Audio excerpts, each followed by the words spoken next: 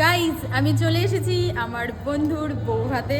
তো আমি সেদিন যাইনি বিয়েতে, আসলে আমাকে নিয়ে যাওয়ার মতো কেউ ছিল না। আমি দুটো বিয়ে কি করে একা একা অ্যাটেন্ড করি, ছেলে মানুষ হলে তো অ্যাটেন্ড করা যায়, এখানে এখানে যাওয়া যায়, বাট আমি একা, তো একা একা কী করে আমি যাবো আসবো। ওই বিয়েতেও যেতে হবে, এটাতেও যাওয়ার ইচ্ছা ছিল, বাট যেতে পারিনি। তো আজকে এসেছি আমি, আর এতটাই তাড়াতাড়ি চলে এসেছি গাইজ, কেউ আসে নাই, কাকু কেউ আসেনি, এখনও ডেকোরেশন কমপ্লিট হয়নি, ক্যামেরাম্যানও সব কিছু গোছাচ্ছে। এদিকে আসে দেখাই সব কিছু। এই যে এখানটা ডেকোরেশন এটা কমপ্লিট হয়ে গেছে, এই জায়গাটা ঠিক আছে, এই জায়গাটা কমপ্লিট হয়ে গেছে। আর আমি তো বলিনি এটা হচ্ছে আমার লুক। আমার কেমন লাগছে বলো, কমেন্ট করো তাড়াতাড়ি ঝটপট করে। আমার কথা গলাটা শোনা যাচ্ছে তো, আমার শুনতে পাচ্ছ তো, কমেন্ট করো। আর এটা হচ্ছে, এটা সেলফির জন্য সবাই আসলে পরে এখানটায় ছবি তুলবে। এখন অনেক কাজ বাকি আছে, এই দেখো এখনো কমপ্লিট হয়নি, তোমাদের দেখাই। এই যে ক্যামেরাম্যানও সব গোছাচ্ছে, মানে আমি এত তাড়াতাড়ি চলে এসেছি যে কিচ্ছু কমপ্লিট হয়নি। এই যে এই ভাইটা আমাকে ভিডিও করে দিয়েছি, থ্যাংক ইউ, কত সুন্দর লাগছে।